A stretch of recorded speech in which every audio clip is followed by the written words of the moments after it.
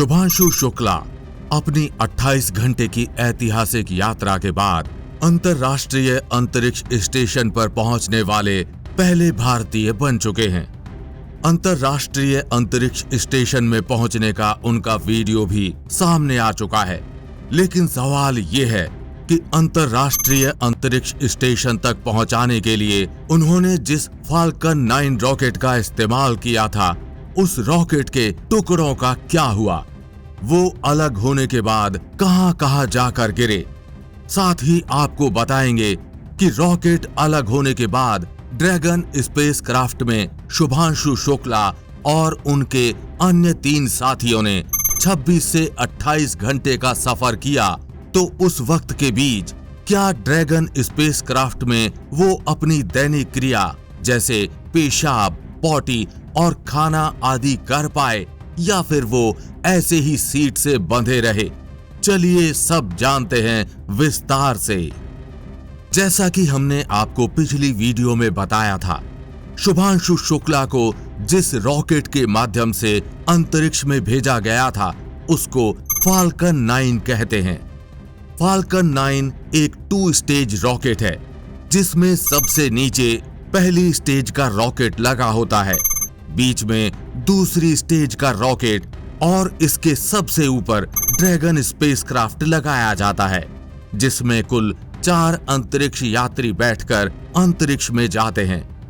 पहली स्टेज का रॉकेट यान को लगभग 70 किलोमीटर ऊपर तक ले जाते हैं और 2 मिनट 40 सेकंड के बाद पहला सेपरेशन होता है, जिसमें पहली स्टेज का रॉकेट अलग हो जाता है। इसके बाद दूसरी स्टेज के रॉकेट में लगा थ्रस्टर स्टार्ट होता है और करीब 8 मिनट 50 सेकंड के बाद ड्रैगन स्पेसक्राफ्ट को पृथ्वी की कक्षा में स्थापित करने के बाद दूसरा सेपरेशन होता है और अब बचता है सिर्फ ड्रैगन स्पेसक्राफ्ट। लेकिन सवाल यही है कि फाल्कन 9 रॉकेट के इन दोनों टुकड़ों का क्या हुआ।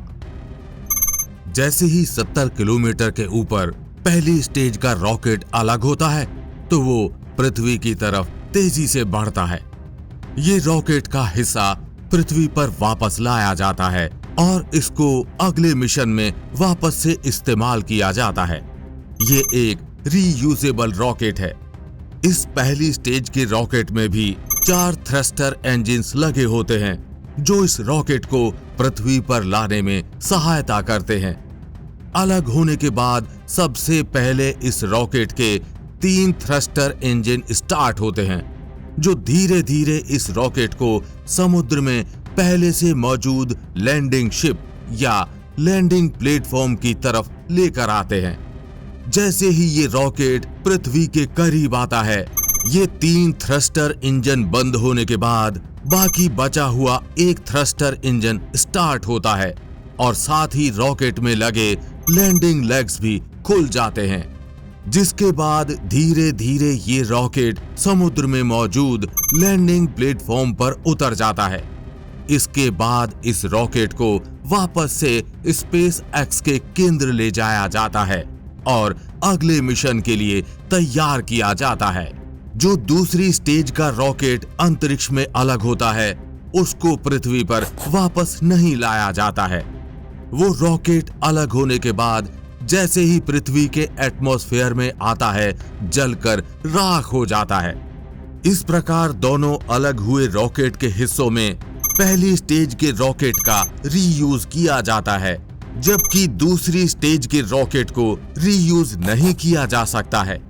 इसके बाद अगला सवाल आता है कि जब ये दूसरी स्टेज का रॉकेट अंतरिक्ष में ड्रैगन स्पेसक्राफ्ट को छोड़ देता है, तो इसको अंतर्राष्ट्रीय अंतरिक्ष स्टेशन तक पहुंचने में 26 से 28 घंटे का समय लगता है।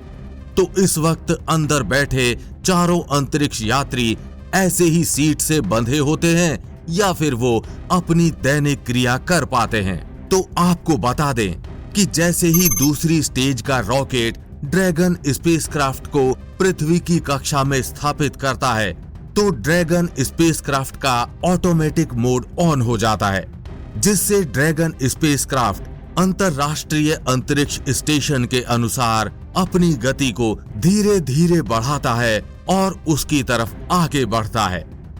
ऑटोमेटिक मोड ऑन होने के बाद अंतरिक्ष यात्री अपने आप को सीट से खोल सकते हैं और आराम से आगे का 26 से 28 घंटे का सफर तय कर सकते हैं। आपने शुभांशु शुक्ला का अंतरराष्ट्रीय अंतरिक्ष स्टेशन पहुंचने से पहले ड्रैगन स्पेसक्राफ्ट से जो वीडियो सामने आया था वो भी देखा होगा।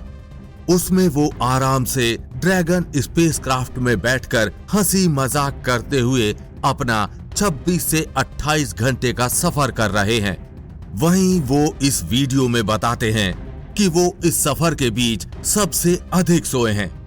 साथ ही आपको बता दें कि ड्रैगन स्पेसक्राफ्ट में नित्य क्रिया जैसे पेशाब पोटी के लिए भी व्यवस्था होती है, जहां जाकर यह अंतरिक्ष यात्री अपने इन कार्यों को अंजाम दे सकते हैं। इसके अलावा खाने पीने की भी सभी व्यवस्था ड्रैगन स्पेसक्राफ्ट में पृथ्वी से लॉन्च के वक्त ही लोड कर दी जाती हैं। फिलहाल ये जानकारी आपको कैसी लगी? नीचे कमेंट बॉक्स में लिखकर अपनी राय जरूर बताएं। अगर आपको वीडियो पसंद आया हो तो वीडियो को लाइक और चैनल को सब्सक्राइब करना बिल्कुल ना भूलें। और हम उम्मीद करते हैं कि इस वीडियो की जानकारी आप अपने तक सीमित नहीं रखेंगे, अपने दोस्तों और परिवारजनों के साथ ये वीडियो जरूर शेयर करेंगे। जल्द मिलेंगे ऐसी ही इंफॉर्मेटिव वीडियो के साथ। तब तक के लिए जय हिंद, जय भारत।